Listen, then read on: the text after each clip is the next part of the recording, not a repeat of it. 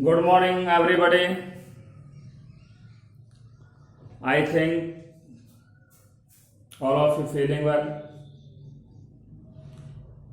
एक बार आप सभी का जीव विज्ञान की ऑनलाइन कक्षा में आप सभी का स्वागत है। देखिए, पिछली कक्षा में हमने आपको मानव में श्वसन की क्रियाविधि पर आपसे चर्चा की और आपको निश्वसन और उच्च श्वसन आपको हमने बताया कि मानव में श्वसन की क्रियाविधि जो होती है वो 2 चरणों में पूर्ण होती है।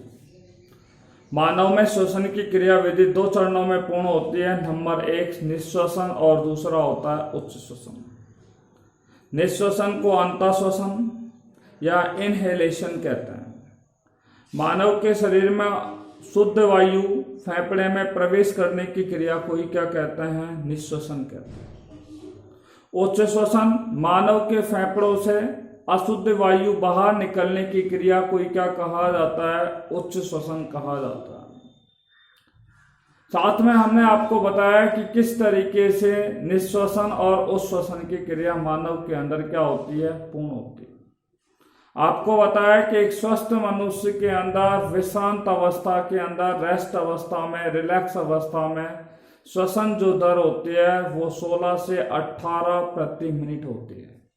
यानी कि मानव जो होता है वो 1 मिनट में लगभग 16 से लेकर के 18 बार क्या करता है? श्वसन की क्रिया में क्या लेता है?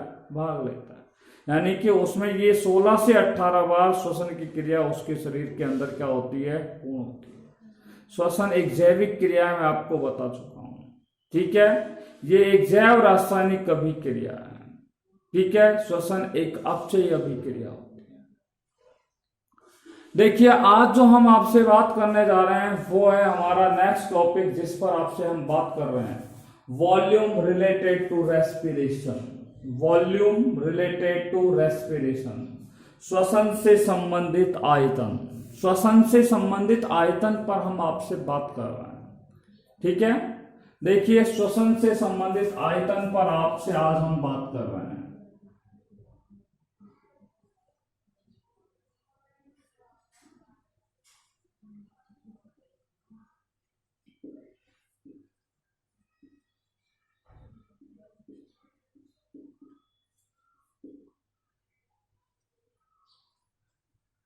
लेसन नंबर हमारा 23 is going on. Continue. Respiratory system, respiratory system of human. मानव का श्वसन तंत्र, ठीक है। ये हमारा टॉपिक यानी कि ये लेसन चल रहा है और आज का हमारा टॉपिक है वॉल्यूम। वॉल्यूम का अर्थ होता है आयतन। Volume related respiration.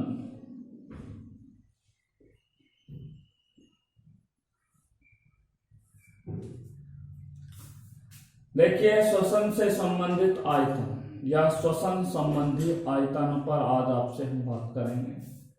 देखिए, श्वसन संबंधी आयतन क्या है उस पर हम आपसे बात कर रहे हैं। श्वसन संबंधी आयतन,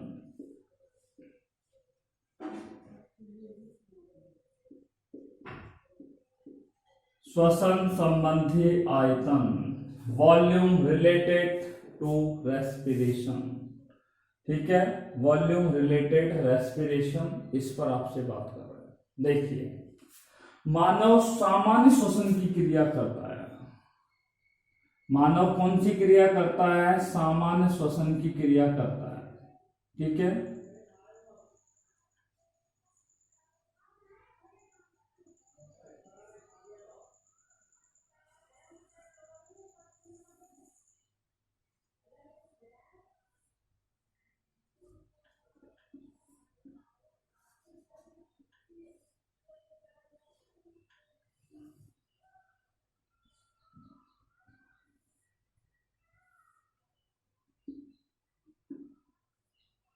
देखिए, मानव जब सामान्य रूप से श्वसन की क्रिया करता है तो मैं आपको बता देता हूं मानव के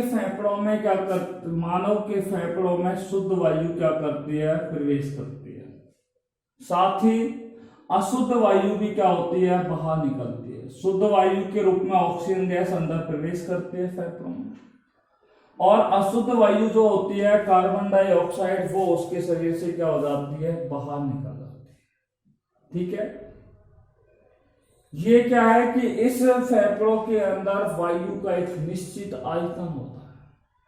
निश्वसन की क्रिया हो, ठीक है, या उच्च श्वसन की क्रिया हो, या कई बार क्या करता है मनुष्य के द्वारा जब निश्वसन की क्रिया की जाती है, तो निश्वसन में जब क्रिया की जाती है तो वो वायु की जो अतिरिक्त मात्रा होती है, वायु के आयतन की जो अतिरिक्त मात्रा होती है, उसको वो अपने शरीर से क्या करता है, बलपूर्वक क्या कर लेता है, ग्रहण कर लेता है, या बलपूर्वक शरीर से क्या कर देता है, बाहर निकाल देता है।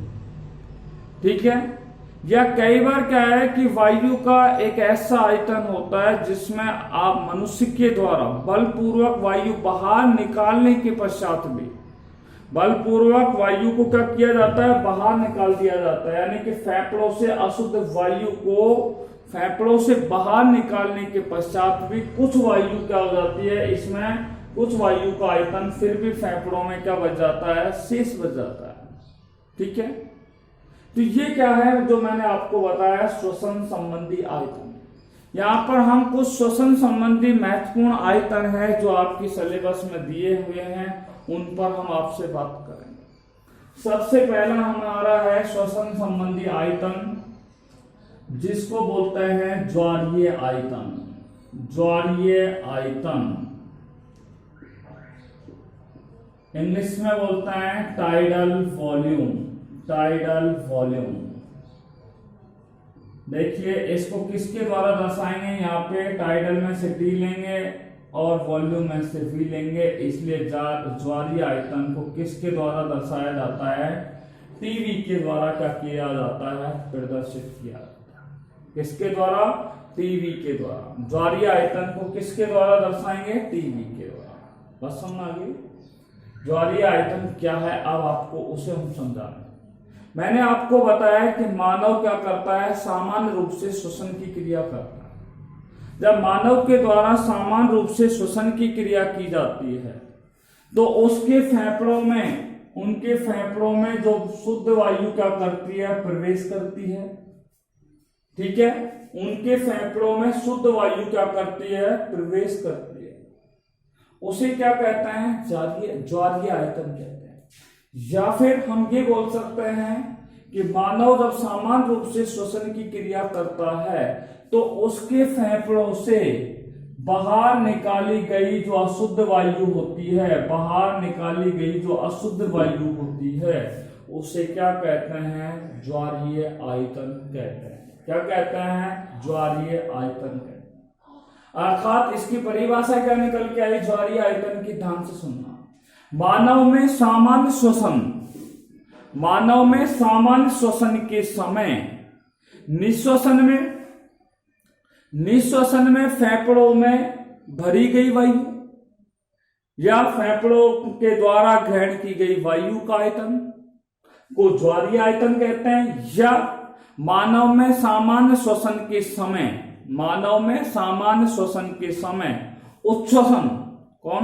उच्च श्वसन में फेफड़ों से निकाली गई जो वायु होती है, उच्च श्वसन में फेफड़ों से जो निकाली गई जो वायु होती है, उच्च श्वसन में कौन सी वायु बाहर निकाली जाती है, कार्बन डाइऑक्साइड गैस क्या की जाती है, बाहर निकाली जाती है। उसे क्या कहते हैं, ज्वारीय आयतन कहते हैं। क्या कहते हैं, ज्वारीय आयतन कहते हैं। ज्वारीय आयतन को किसके द्वारा प्रदर्शित किया जाता है, टीवी के द्वारा प्रदर्शित किया जाता है।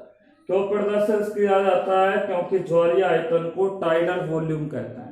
टाइडल में से यहाँ से टी ले लिया, आयतन में जो वॉल्यूम है जिसमें से क्या ले लिया, वी ले लिया, इसलिए ज्वारीय आयतन को किसके द्वारा प्रदर्शित किया जाता है, टीवी के द्वारा क्या किया जाता है, प्रदर्शित किया जाता है। ठीक है, तो ज्वारीय आयतन की परिभाषा आपके समझ में आ गई होगी। I think all of you understand about the tidal volume. Is it clear? तो टाइडल वॉल्यूम की एक बार फिर हम आपको परिभाषा दे रहे हैं, ध्यान से सुनना। मानव में सामान्य श्वसन के समय निश्वसन फेफड़ों में भरी गई वायु का आयतन या उच्च श्वसन में फेफड़ों से निकाली गई वायु के आयतन को क्या कहा जाता है? ज्वारीय आयतन कहा जाता है। क्या कहा जाता है? ज्वारीय आयतन कहा जाता है। देखिए, हम एक श्वास लेते हैं, यानी कि प्रति श्वास जो ज्वारीय निश्वसन का आयतन होता है उसका मान कितना होता है? 500 ml होता है। आपसे अगर ये पूछा जाए कि प्रति श्वास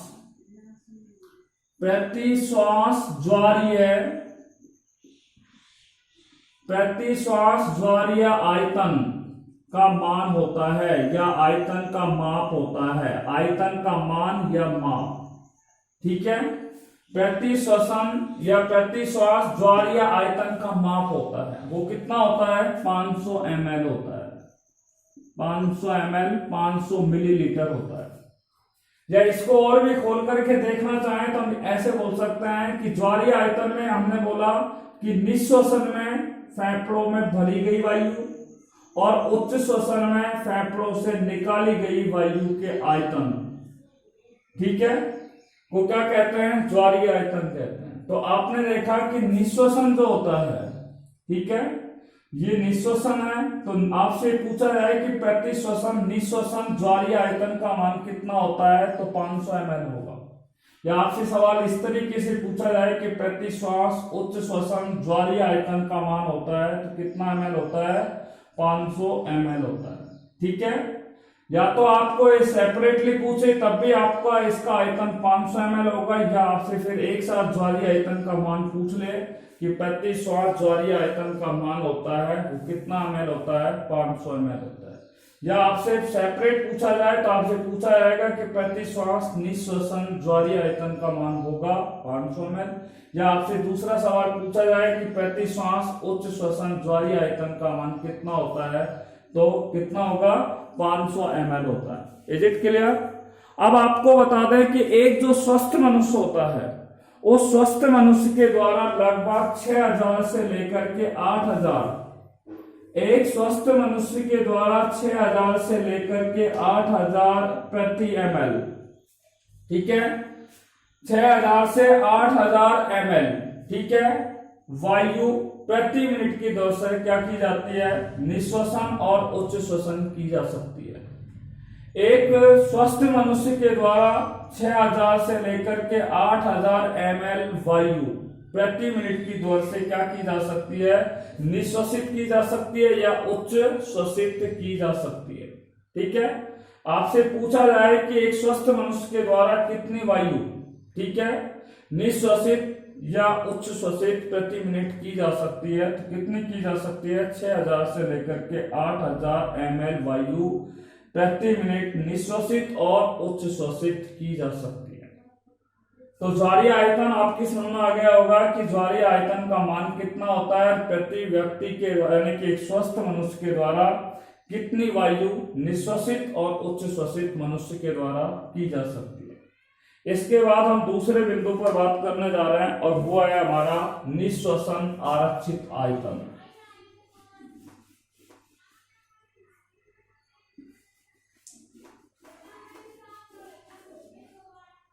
दूसरा बिंदु हमारा निश्वसन आरक्षित आयतन। निश्वसन आरक्षित आयतन,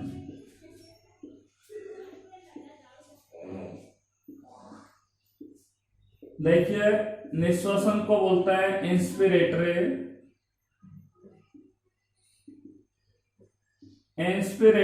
रिजर्व वॉल्यूम,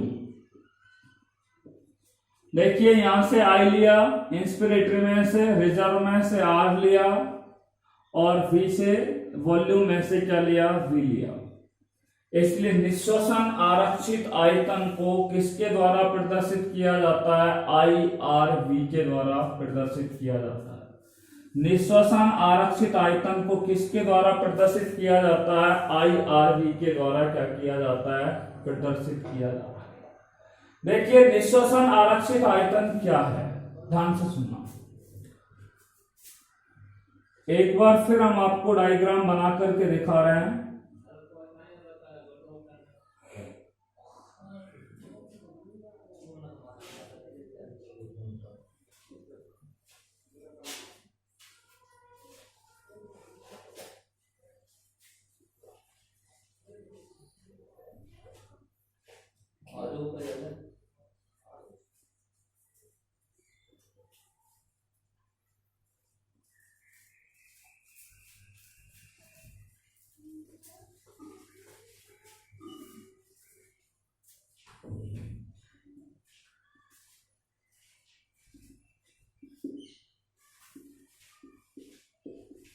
ये हो गया राइट लंग, ये हो गया लेफ्ट लंग, ठीक है।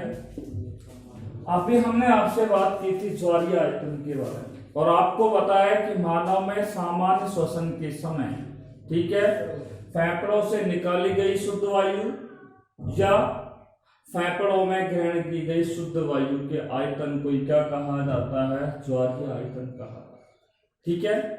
यहाँ पे निश्वसन आरक्षित आयतन की बात कर रहे हैं, ठीक है। आपने देखिए सामान्य मानव के द्वारा सामान्य श्वसन की क्रिया करने के पश्चात सामान्य श्वसन की क्रिया कर ली और सामान्य श्वसन में जब क्रिया की जाती है, निश्वसन की क्रिया की जाती है, तो सामान्य रूप से क्या है, वायु इसके अंदर क्या कर जाती है, कौन सी वायु प्रवेश कर जाती है, ऑक्सीजन गैस प्रवेश कर जाती है, ठीक है। जब ऑक्सीजन गैस यहाँ पे प्रवेश कर जाती है तो इसका मतलब निश्वसन की क्रिया पूर्ण हो गई, ठीक है। कौन सी क्रिया पूर्ण हो गई, निश्वसन की क्रिया पूर्ण हो गई। अब क्या है कि कोई व्यक्ति यदि बलपूर्वक इस सामान्य वायु के अतिरिक्त, सामान्य श्वसन की क्रिया में जो वायु उसने ग्रहण की है उसके अतिरिक्त यदि वो बल लगा करके वायु की अतिरिक्त मात्रा को यदि वो ग्रहण करता है तो उसे क्या कहा जाता है, निश्वसन आरक्षित आयतन कहते हैं। देखिए एक बार फिर आप ध्यान से सुनना कि एक सामान्य मनुष्य है और वो क्या कर रहा है, निश्वसन की क्रिया कर रहा है, और एक सामान्य मनुष्य सामान्य रूप से जब निश्वसन की क्रिया करता है तो उसके द्वारा क्या है, वायु ग्रहण की जाती है, ठीक है। और मैंने आपको बताया, मान लीजिए उनके द्वारा कितनी वायु ग्रहण की गई, सामान्य निश्वसन की क्रिया के दौरान 500 ml, ठीक है, 500 मिलीलीटर उसने वायु क्या है, ग्रहण कर ली। परंतु वह व्यक्ति यदि बल लगा करके अतिरिक्त वायु की मात्रा को ग्रहण कर ले तो सामान्य रूप से तो उन्होंने कितनी ग्रहण कर ली, 500 ml, और यदि वह व्यक्ति बल लगा करके, ठीक है, लगभग 1000 से लेकर के 1100 ml, सॉरी लगभग 2500 से लेकर के 3000 ml बल लगा करके और अधिक वायु को क्या कर ले, वो ग्रहण कर ले, ठीक है। तो अब उसके द्वारा क्या है, सामान्य रूप से तो उसने इतनी वायु ग्रहण की है, इतनी ऑक्सीजन गैस ग्रहण की है, परंतु यदि वो बल लगा करके ये अतिरिक्त वायु को अगर ग्रहण करता है तो उसे क्या कहा जाता है, निश्वसन आरक्षित आयतन कहते हैं। परिभाषा क्या हुई निश्वसन आरक्षित आयतन की, कि वायु आयतन की वह अतिरिक्त मात्रा, वायु आयतन की वह अतिरिक्त मात्रा, ठीक है, जो एक व्यक्ति बलपूर्वक क्या करता है, ग्रहण करता है, या एक व्यक्ति बलपूर्वक निश्वसित करता है, उसे क्या कहा जाता है, निश्वसन आरक्षित आयतन कहते हैं। निश्वसित आरक्षित आयतन कहते हैं। निश्वसित आरक्षित आयतन किसे कहते हैं, तो वायु के आयतन की वह अतिरिक्त मात्रा, वायु के आयतन की वह अतिरिक्त मात्रा जिसे बलपूर्वक क्या किया जाता है, निश्वसित किया जाता है, या जिसे बलपूर्वक फेफड़ों में ग्रहण किया जाता है, उसे निश्वसन आरक्षित आयतन कहते हैं। आपको बता दें निश्वसित आरक्षित आयतन का मान कितना होता है, मैं आपको पहले बता चुका हूं, 2000 से लेकर के 3000 ml होता है। निश्वसित आरक्षित आयतन का मान 2500 से लेकर के 3000 ml होता है, ठीक है। तो निश्वसन आरक्षित आयतन की परिभाषा एक बार फिर बता रहे हैं कि वायु आयतन की वह अतिरिक्त मात्रा, वायु आयतन की वह अतिरिक्त मात्रा जिसे बलपूर्वक एक व्यक्ति के द्वारा निश्वसित किया जाता है या बलपूर्वक फेफड़ों में ग्रहण किया जाता है, उसे निश्वसन आरक्षित आयतन कहा जाता है। निश्वसन आरक्षित आयतन का मान 2500 से लेकर के 3000 ml होता है। Is it clear? देखिए, अगला हम बात कर रहे हैं निश्वसन आरक्षित आयतन के पश्चात बात करते हैं उच्च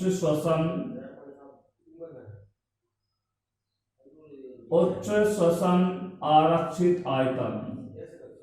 इंग्लिश में बोलेंगे एक्सपिरेटरी रिजर्व या एक्सपिरेटरी रिजर्व वॉल्यूम। देखिए, एक्सपिरेटरी में से क्या आ गया? ई आ गया, रिजर्व में से आर आ गया, वॉल्यूम में से वी आ गया। इसलिए हम कह सकते हैं कि उच्च श्वसन आरक्षित आयतन का मान कितना होता है? उच्च श्वसन आरक्षित आयतन को ERV के द्वारा प्रदर्शित किया जाता है। उच्च श्वसन आरक्षित आयतन को ERV के द्वारा क्या किया जाता है? प्रदर्शित किया जाता है। बात करते हैं अब उच्च श्वसन आरक्षित आयतन की। मैं एक बार फिर बता रहा हूं कि मानव के द्वारा जब समान रूप से श्वसन की क्रिया की जाती है तो श्वसन की क्रिया में वो क्या काम करता है? वो समान रूप से वायु को ग्रहण करता है तो वो निश्वसन हो गया, और वो समान रूप से ही वायु को क्या करता है? शरीर से बाहर निकालता है। ठीक है, तो मानव जो होता है वो समान रूप से शरीर से या फेफड़ों से वायु को शरीर से क्या कर देता है? बाहर निकाल देता है। या उच्च श्वसन की क्रिया में मानव के फेफड़ों के द्वारा कार्बन डाइऑक्साइड गैस को बाहर निकालने की क्रिया को उच्चश्वसन कहते हैं। परंतु वो बल, यदि कोई व्यक्ति सामान्य श्वसन या सामान्य उच्च श्वसन के अलावा भी यदि बलपूर्वक वो फेफड़ों से अतिरिक्त वायु को बाहर निकाल दे, सामान्य रूप से वो कितनी ml निकाल सकता है? 500 ml निकाल सकता है। ठीक है, परंतु यदि वही व्यक्ति बल लगा करके इस सामान्य वायु के अतिरिक्त भी यदि वो अगर बल लगा करके अगर वायु को बाहर निकाल दे, फेफड़ों से उस अशुद्ध वायु को बाहर निकाल दे, वो कितनी वायु को बाहर निकाल सकता है? लगभग 1000 ml से लेकर के 1100 ml को क्या कर सकता है? बाहर निकाल सकता है। ये कैसे निकालेगा? वो बलपूर्वक अपने फेफड़ों पर बल लगा करके या बलपूर्वक उस वायु को शरीर से क्या कर देता है? बाहर निकाल देता है। तो उच्च श्वसन आरक्षित आयतन कहते हैं। उच्च श्वसन आरक्षित आयतन की परिभाषा क्या हुई, इस पर हम बात कर रहे हैं। ठीक है, वायु आयतन की वह अतिरिक्त मात्रा, वायु आयतन की वह अतिरिक्त मात्रा, ये अतिरिक्त मात्रा है। वायु आयतन की वह अतिरिक्त मात्रा जो एक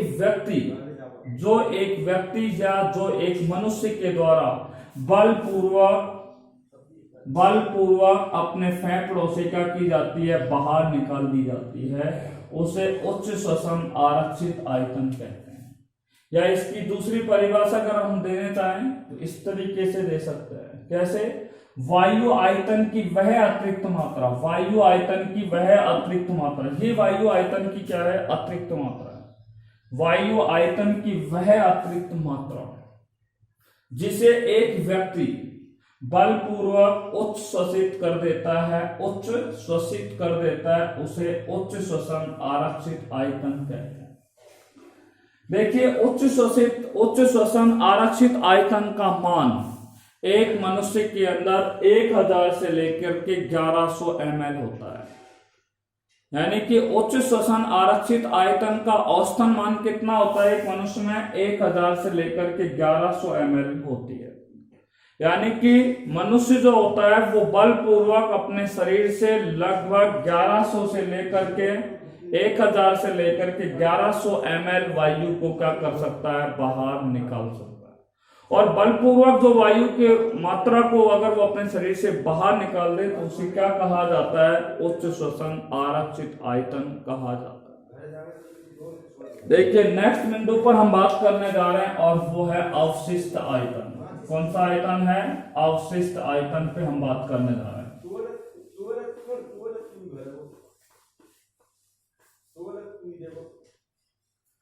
तीसरा हमारा चौथा बिंदु है जिस पर हम बात कर रहे हैं, श्वसन संबंधी आयतन चल रहा है और वो है हमारा अवशिष्ट आयतन। कौन सा आयतन? अवशिष्ट आयतन। अवशिष्ट आयतन को बोलते हैं रेजिडुअल वॉल्यूम। ठीक है, देखिए रेजिडुअल वॉल्यूम में से ये यहां से रेजिडुअल से आर हो गया और ये वॉल्यूम में से क्या हो गया? वी। इसलिए अवशिष्ट आयतन को किसके द्वारा प्रदर्शित किया जाता है? आर वी के द्वारा प्रदर्शित किया जाता है। अवशिष्ट आयतन को किसके द्वारा प्रदर्शित किया जाता है? आर वी के द्वारा प्रदर्शित किया जाता है। देखिए एक बार फिर डायग्राम हम आपको बना रहे हैं, देखिए भी। हाँ भी, अवशिष्ट आयतन की परिभाषा अब आपको हम निकाल के देखा है। देखिए अभी हमने आपको क्या बताया था? उच्च श्वसन आरक्षित आयतन बताया, और उसमें हमने आपको बताया कि वायु का वह आयतन जो एक व्यक्ति बलपूर्वक अपने शरीर से क्या कर देता है? वायु को बाहर निकाल देता है।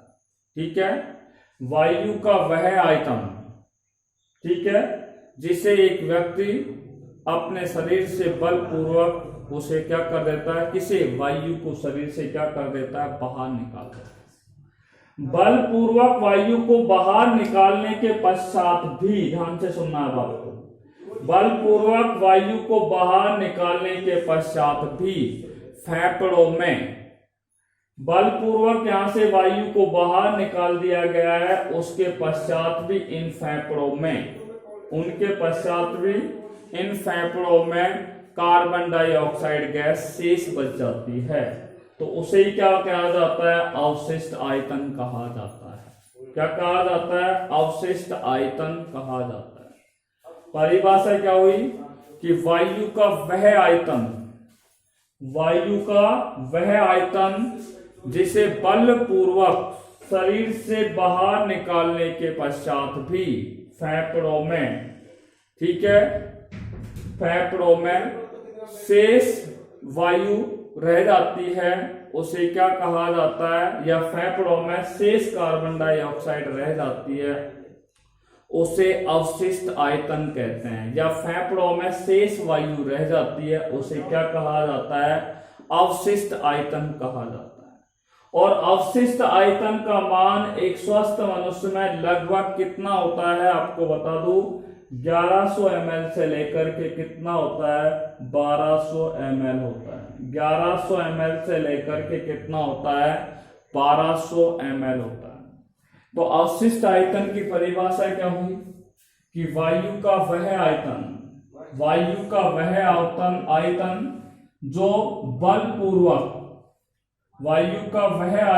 जो बलपूर्वक मनुष्य के द्वारा उच्च श्वसित करने के पश्चात भी फेफड़ों में वायु क्या रह जाती है? शेष बच जाती है।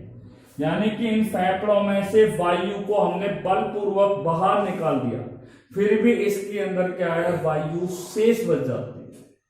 फिर भी इसमें क्या है? फेफड़ों में वायु क्या है? शेष बच जाती है। उसी शेष वायु को क्या कहा जाता है? अवशिष्ट आयतन कहा जाता है। ठीक है, उस शेष वायु के आयतन को क्या कहा जाएगा? अवशिष्ट आयतन कहते हैं। अवशिष्ट आयतन का मान कितना होता है? 1100 से लेकर के 1200 ml होता है। देखिए हमने यहाँ पर एक बिंदु पर बात कर ली और वो है हमारा श्वसन संबंधी आयतन। ठीक है, श्वसन संबंधी आयतन हमने आपको बता दिया है। ज्वारीय आयतन नंबर 1। ज्वारीय आयतन में हमने आपको बताया कि मानव में सामान्य श्वसन के समय निःश्वसन में फेफड़ों में भरी गई वायु का आयतन या उच्च श्वसन में फेफड़ों से निकाली गई वायु के आयतन को ज्वारीय आयतन कहते हैं। ठीक है, आपको मैंने बताया प्रति श्वास ज्वारीय निःश्वसन या ज्वारीय उच्च श्वसन का मान कितना होता है? 500 ml होता है। एक स्वस्थ मनुष्य में 6000 से लेकर के 8000 ml वायु प्रति मिनट की दर से निश्वसन या उच्च श्वसन मनुष्य के द्वारा की जा सकती है। दूसरा मैंने आपको बताया निश्वसन आरक्षित आयतन। वायु आयतन की वह अतिरिक्त मात्रा जो एक व्यक्ति बलपूर्वक निश्वसित करता है उसे IRV कहा जाता है। IRV का मान, ठीक है, औसतन 2500 से लेकर के 3000 ml होता है। तीसरा बिंदु हमने पढ़ाया उच्च श्वसन आरक्षित आयतन, और आपको हमने बताया था वायु आयतन की वह अतिरिक्त मात्रा जो एक व्यक्ति बलपूर्वक शरीर से बाहर निकाल देता है या बलपूर्वक उच्च श्वसित कर देता है उसे ERV कहा जाता है। और ERV का औसतन मान जो होता है वो 1000 से 1100 ml होता है। सबसे अंतिम बात की थी हमने अवशिष्ट आयतन की। वायु का वह आयतन जो बलपूर्वक उच्च श्वसित करने के पश्चात, वायु का वह आयतन जो बलपूर्वक उच्च श्वसित करने के पश्चात भी फेफड़ों में वायु शेष बच जाती है उसे अवशिष्ट आयतन कहते हैं। अवशिष्ट आयतन का औसतन जो मान होता है वो लगभग कितना होता है, 1100 ml से लेकर के 1200 ml होता है। ठीक है, ये हो गया हमारा पॉइंट श्वसन संबंधी आयतन। अब हम बात कर रहे हैं श्वसन संबंधी क्षमताएं। श्वसन संबंधी क्षमताएं, देखिए नेक्स्ट टॉपिक है हमारा श्वसन संबंधी क्षमताएं, capacities related to respiration.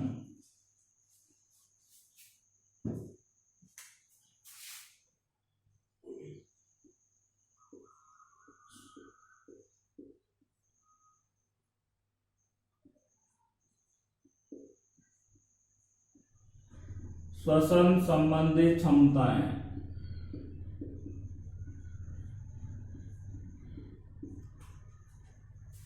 Capacities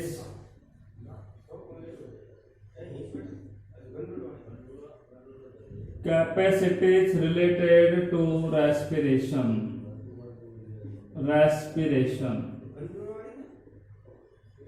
capacities related to respiration पे हम बात कर रहे हैं श्वसन संबंधी क्षमताएं। ठीक है, देखिए मानव के अंदर श्वसन से संबंधित कई प्रकार की क्या होती है, क्षमताएं होती हैं। ठीक है, क्या है कि जब मनुष्य निश्वसन की क्रिया करता है तो वह वायु की अधिकतम मात्रा को क्या कर सकता है, ग्रहण कर सकता है, या वायु की अधिकतम मात्रा को क्या कर सकता है, शरीर से बाहर निकाल सकता है। ठीक है, या क्या है कि उसके फेफड़ों में भरी गई वायु की जो अधिकतम मात्रा होती है, ठीक है, ये क्या है, उसकी फेफड़ों में भरी गई वायु की अधिकतम मात्रा होती है। ये क्या है, उसकी श्वसन संबंधी क्या होती है, क्षमताएं। तो श्वसन संबंधी क्षमताएं निम्न है। सबसे पहली क्षमता पे हम बात कर रहे हैं, ध्यान से सुनिए। ठीक है, श्वसन संबंधी क्षमताएं कौन कौन सी होती हैं उन पे हम बात करते हैं। सबसे पहली है निश्वसन क्षमता। निश्वसन क्षमता,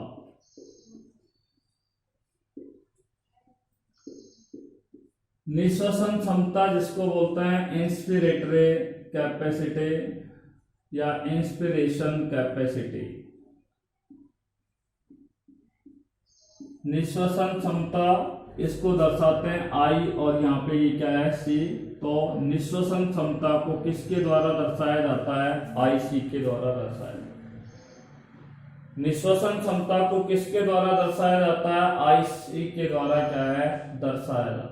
आप निश्वसन क्षमता क्या है, ठीक है, देखो डायग्राम बना रहे हैं।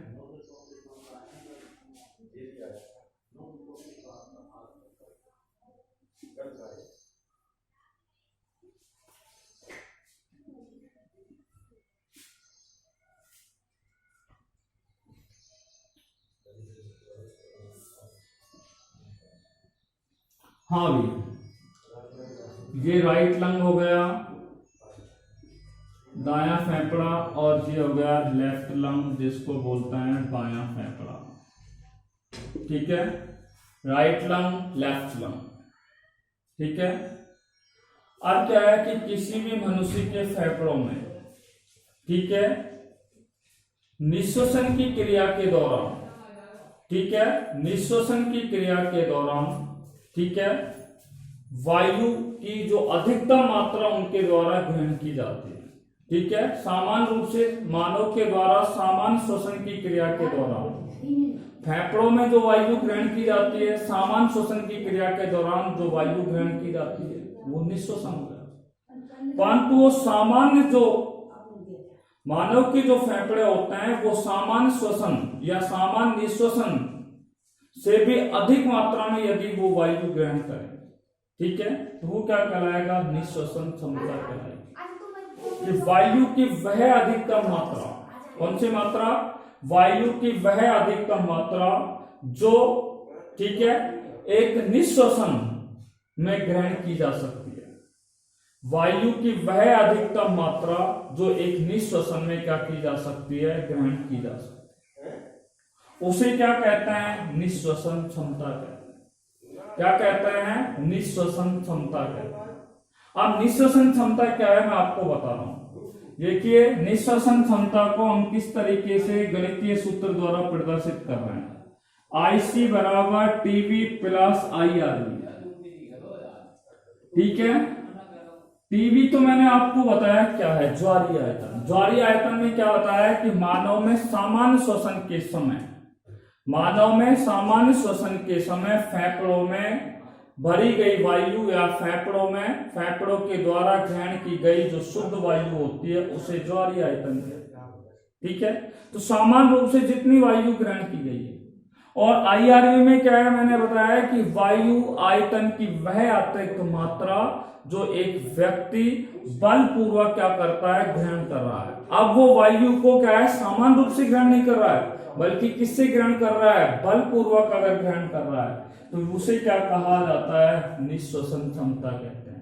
तभी तो हमने कहा है कि वायु की वह अधिकतम मात्रा जो एक निश्वसन में क्या की जाती है, ग्रहण की जा सकती है, जो एक निश्वसन के अंदर ग्रहण की जा सकती है उसे क्या कहा जाता है, निश्वसन क्षमता कहते हैं। क्या कहता है, निश्वसन क्षमता कहते हैं। इसलिए निश्वसन क्षमता को हम किसके द्वारा दर्शा रहे हैं, IC बराबर टीवी प्लस IRV, इस गणितीय सूत्र के द्वारा इसको क्या करते हैं, यहाँ पे प्रदर्शित करते हैं। इसको हमने बॉक्स में क्या कर दिया है, बंद कर दिया। हम कह सकते हैं कि ज्वारीय आयतन और निश्वसन आरक्षित आयतन के समाकलन का मान किसके बराबर होता है, किसके बराबर होता है, निश्वसन क्षमता के क्या होता है, बराबर होता है। ये ज्वारीय आयतन है, ये निश्वसन आरक्षित आयतन है, इन दोनों का समाकलन हो रहा है और समाकलन का मान किसके बराबर होता है, निश्वसन क्षमता के मान के कैसा होता है, बराबर होता है, उसे निश्वसन क्षमता कहते हैं। क्या कहते हैं, निश्वसन क्षमता कहते हैं। हम कह सकते हैं कि निश्वसन क्षमता में ज्वारीय आयतन और निश्वसन आरक्षित आयतन जो होता है इन दोनों का एक सम्मिलित रूप होता है और इनका जो माप होता है वो लगभग कितना होता है, 3,500 ml होता है। निश्वसन की क्षमता कितनी होती है, 3,500 ml होती है। मैंने आपको बताया टीवी के अंदर कितना होता है, 500 ml होता है। ज्वारीय आयतन का मान एक निश्वसन की क्रिया के दौरान कितना होता है, 500 ml। और IRV में मैंने बताया 2,500 से लेकर के कितना होता है, 3,000। 3,000 प्लस 500 बराबर कितना हो गया, 3,500 ml। कितना हो गया, 3,500 ml। इसलिए हम कह सकते हैं कि निश्वसन क्षमता का जो माप होता है या मान होता है वो 3,500 मिलीलीटर होता है, ठीक है। देखिए, इसके बाद हम अगले टॉपिक पे बात कर रहे हैं और वो है हमारा उच्च श्वसन क्षमता। दूसरा बिंदु है श्वसन संबंधी उच्च श्वसन क्षमता, इंग्लिश में बोलते हैं एक्सपीरेशन कैपेसिटी। एक्सपीरेशन कैपेसिटी, देखो एक्सपीरेशन में से क्या ले लिया हमने, ई ले लिया, ये तो हो गया ई, ठीक है। और कैपेसिटी में से क्या हो गया, सी। इसलिए उच्च श्वसन क्षमता को किसके द्वारा दर्शाया जाता है, ईसी के द्वारा दर्शाया जाता है।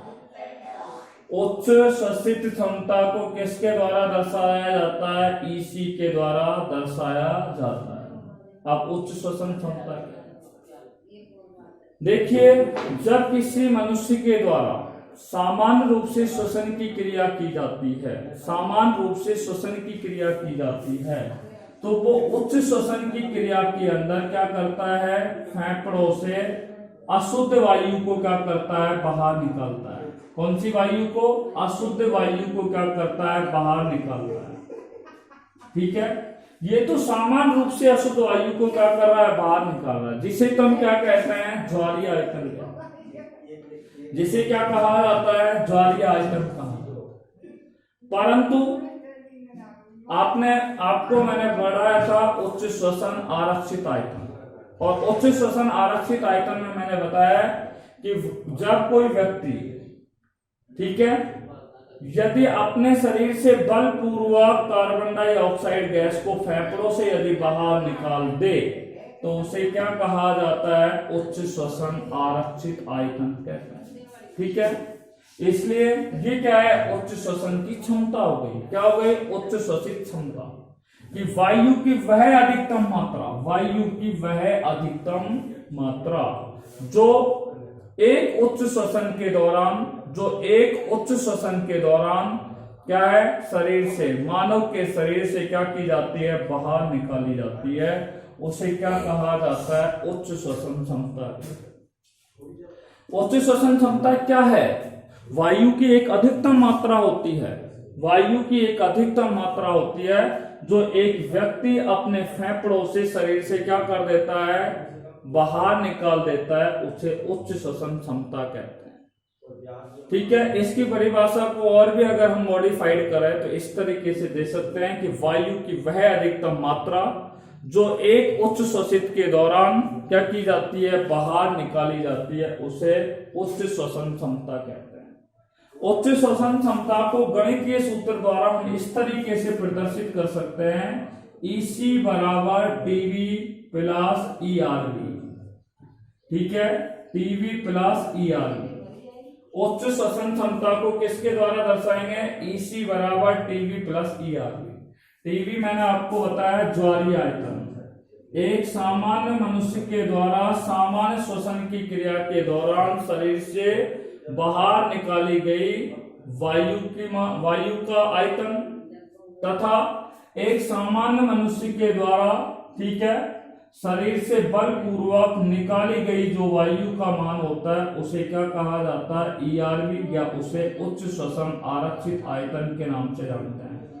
उच्च श्वसन आरक्षित आयतन के नाम से उसे क्या है? जाना जाता है। अब आपको बता दें उच्च श्वसन आरक्षित आयतन का मान, ठीक है, कितना होता है? उच्च श्वसन आरक्षित आयतन का मान कितना होता है? मैंने बताया कि ज्वारीय उच्च श्वसन आयतन का मान कितना होता है? 500 ml होता है, और उच्च श्वसन आरक्षित आयतन का मान कितना होता है? लगभग 1000 से लेकर के कितना होता है? 1100 ml होता है।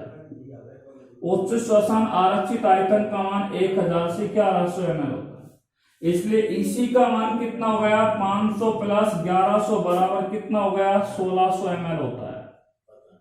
उच्च श्वसन क्षमता का मान कितना हो गया? 1600 ml हो गया। अर्थात उच्च श्वसन क्षमता अर्थात एक स्वस्थ मनुष्य होगा वो अपने फेफड़ों के द्वारा अधिकतम 1600 ml वायु जो होती है उसको शरीर से क्या कर सकता है? बाहर निकाल सकता है। ये क्या है? उच्च श्वसन क्षमता क्या है? ठीक है, यानी कि ज्वारीय आयतन और उच्च श्वसन आरक्षित आयतन के समाकलन का मान उच्च श्वसन क्षमता के मान के कैसा होता है? बराबर होता है। उसे उच्च श्वसन क्षमता कहते हैं। उसे क्या कहते हैं? उच्च श्वसन क्षमता कहते हैं। EC बराबर TV प्लस ERV के द्वारा उसे क्या किया जाता है? प्रदर्शित किया जाता है। ठीक है, उच्च श्वसन क्षमता के बाद अगले बिंदु पे बात करते हैं जैव क्षमता।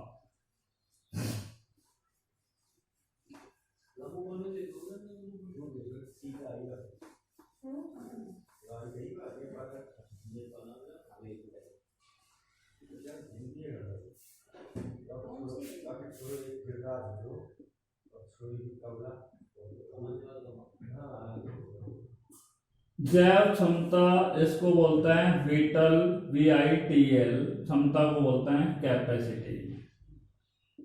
कैपेसिटी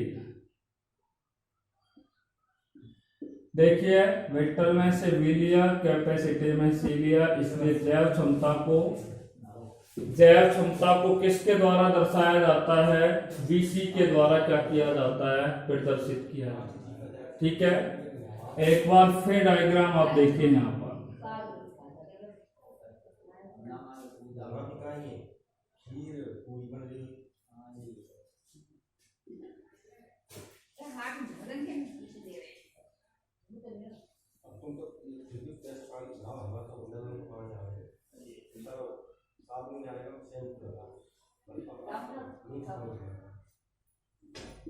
हाँ भैया,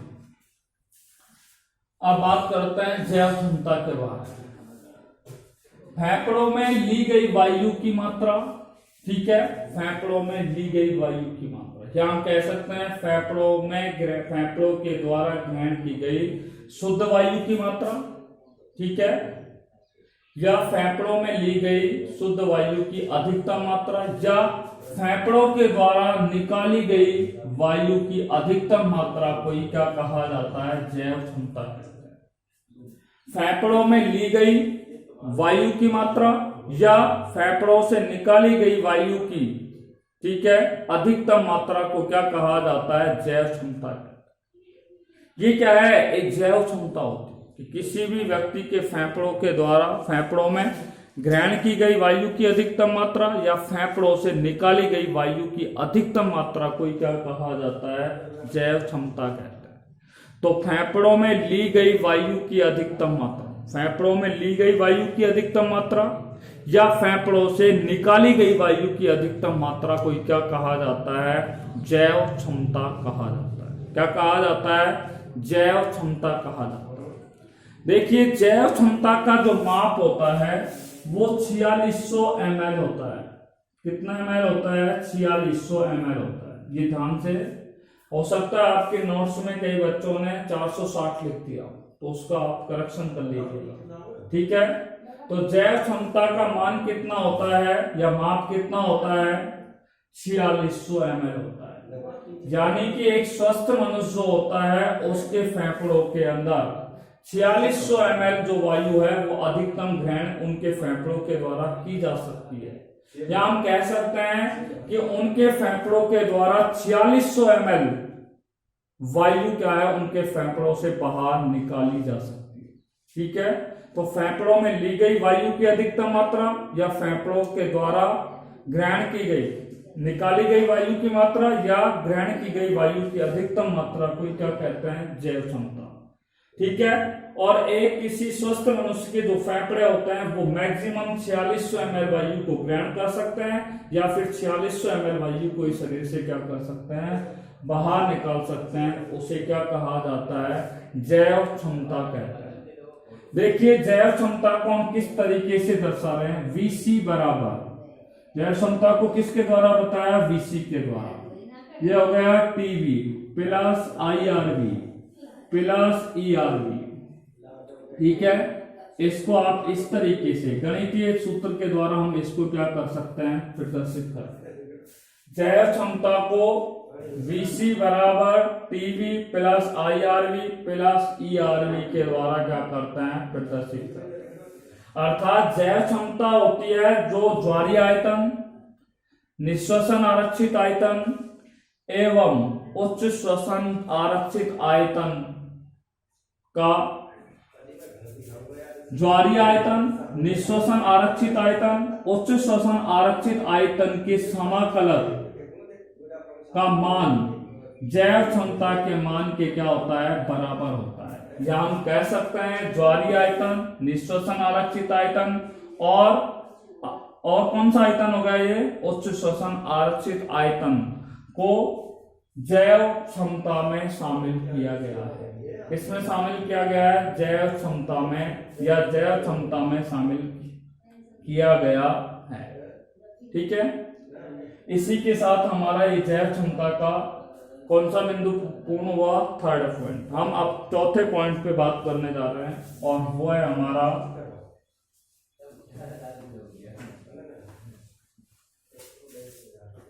क्रियाशील अवशिष्ट आयतन। ये चौथी क्षमता है, श्वसन संबंधी क्षमता, क्रियाशील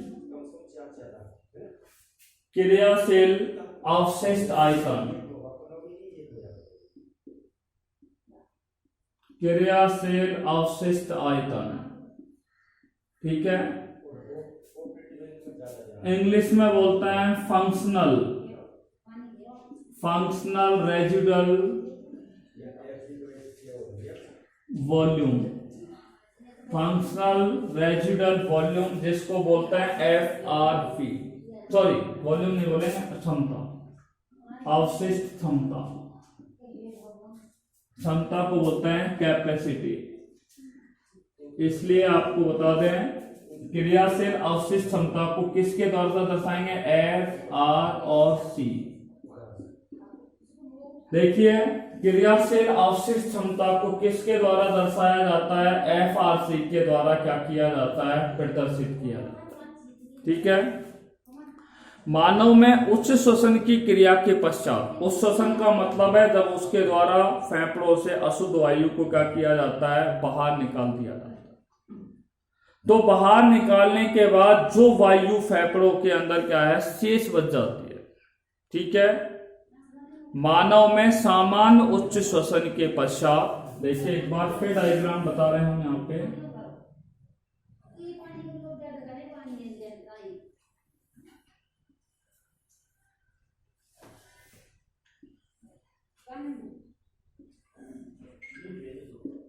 हाँ भाई, आपने देखा कि मानव में सामान्य उच्च श्वसन के पश्चात, ठीक है, सामान्य उच्च श्वसन के पश्चात यानी कि मानव के अंदर फेफड़ों से श्वसन की क्रिया के दौरान क्या है? कार्बन डाइऑक्साइड गैस क्या है? बाहर निकाल दी जाती है, या अशुद्ध वायु क्या की जाती है? बाहर निकाल दी जाती है। और अशुद्ध वायु जब बाहर निकाल दी जाती है तो उसके बाद भी इन फेफड़ों में वायु क्या रहती है? शेष बच जाती है।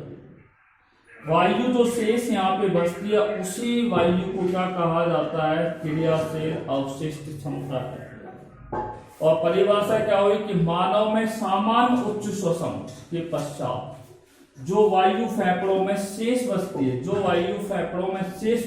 उसे क्रियाशील अवशिष्ट क्षमता कहा जाता है। क्या कहा जाता है?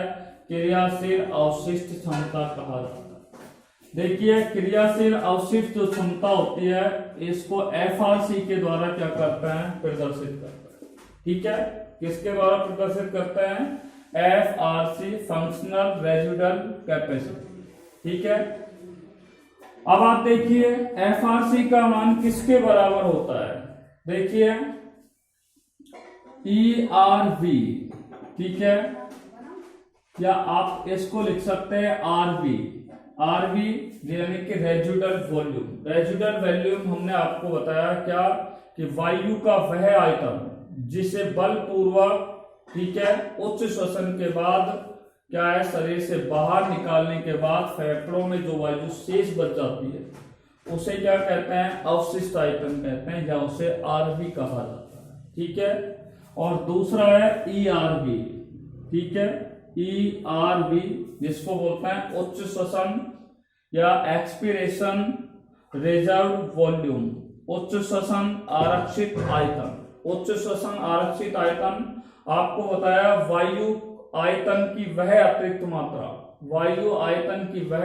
मात्रा जो एक व्यक्ति फेफड़ों से बलपूर्वक क्या कर देता है? वायु को बाहर निकाल देता है, ठीक है। इसलिए हम कह सकते हैं कि क्रियाशील अवशिष्ट क्षमता को इस गणितीय सूत्र द्वारा क्या है? प्रदर्शित किया जा सकता है। FRC बराबर RV प्लस ERV। RV का अर्थ हो गया अवशिष्ट, इस परिभाषा को हम यहां से भी निकाल सकते हैं, अवशिष्ट आयतन, और ERV का अर्थ हो गया उच्च श्वसन आरक्षित आयतन, ठीक है। अब परिभाषा कैसे देंगे? अवशिष्ट आयतन और उच्च श्वसन आरक्षित आयतन की समाकलन का मान क्रियाशील आरक्षित आयतन के मान के कैसा होता है? बराबर होता है। दोबारा सुन लीजिए, अवशिष्ट आयतन तथा उच्च श्वसन आरक्षित आयतन का समाकलन, अवशिष्ट आयतन तथा उच्च श्वसन आरक्षित आयतन के समाकलन का मान, समाकलन का मतलब इन दोनों के जुड़ने का मान क्रियाशील आरक्षित आयतन के मान के कैसा होता है, बराबर होता है। उसे क्या कहा जाता है, क्रियाशील अवशिष्ट क्षमता। या हमने सिंपल परिभाषा बता दी कि मानव के फेफड़ों से सामान्य रूप से कार्बन डाइऑक्साइड गैस बाहर निकालने के बाद भी फेफड़ों में वायु जो शेष बच जाती है, उस वायु को क्या कहते हैं, क्रियाशील अवशिष्ट क्षमता कहते हैं। एक सामान्य मनुष्य में क्रियाशील अवशिष्ट क्षमता का मान कितना होता है, 2300 ml होता है। कितना ml होता है, 2300 ml होता है। ठीक है, आपको बता दें 2300 ml किस प्रकार से होता है। देखिए, अवशिष्ट आयतन का मान मैंने बताया कितना होता है, 1100 ml से लेकर के कितना होता है, 1200 ml होता है। अवशिष्ट आयतन का मान कितना होता है, 1100 ml से लेकर के 1200 ml होता है। ठीक है, और आपको हमने बताया था उच्च श्वसन आरक्षित आयतन का मान कितना होता है, लगभग 1000 ml से लेकर के कितना होता है, 1100 ml होता है। ठीक है, यहाँ पे अवशिष्ट आयतन की अंतिम वैल्यू क्या है, 1200 है। ठीक है, उच्च श्वसन आरक्षित आयतन की अंतिम वैल्यू क्या है, 1100 है। 1200 प्लस 1100 बराबर टोटल कितनी हो गई, 2300 ml। इसलिए आपको मैंने बताया कि क्रियाशील अवशिष्ट क्षमता का मान जो होता है या माप होता है वो कितना होता है, 2300 ml होता है। ठीक है, तो अब तक हम आपसे बात कर सकते हैं श्वसन संबंधी क्षमताओं पर, और श्वसन संबंधी 4 क्षमताओं पर आपसे बात कर चुके हैं। सबसे पहले बताया निश्वसन क्षमता। निश्वसन क्षमता को एक बार फिर रिपीट कर रहे हैं, वायु की वह अधिकतम मात्रा जो एक निश्वसन में क्या की जाती है, ग्रहण की जाती है, उसे निश्वसन क्षमता कहते हैं। दूसरी है उच्च श्वसन क्षमता। आपको बताया वायु की वह अधिकतम मात्रा जो उच्च श्वसन के दौरान क्या की जाती है, जो एक उच्च श्वसन के दौरान शरीर से क्या की जाती है, बाहर निकाली जाती है, उसे क्या कहा जाता है, उच्च श्वसित क्षमता कहा जाता है। जय क्षमता, मानव के फेफड़ों में ली गई वायु की अधिकतम मात्रा या मानव के फेफड़ों से निकाली गई वायु की अधिकतम मात्रा को क्या कहते हैं, जैव क्षमता कहते हैं। सबसे अंत में बताया हमने क्रियाशील अवशिष्ट क्षमता। मानव में सामान्य उच्च श्वसन के पश्चात, फेफड़ों में शेष बची हुई वायु को क्या कहा जाता है, क्रियाशील अवशिष्ट क्षमता कहा जाता है। इसी के साथ आज हमने आपसे 2 बिंदुओं पर बात की, मानव में श्वसन संबंधी आयतन, और दूसरा बात की थी मानव में श्वसन संबंधी क्षमताएं। यदि आपको किसी प्रकार की समस्या हो इन टॉपिक्स में तो आप हमारे कमेंट बॉक्स में जाकर के, ठीक है, व्हाट्सएप पर मैसेज भेज सकते हैं। ठीक है, till then take care, bye corona, thank you very much.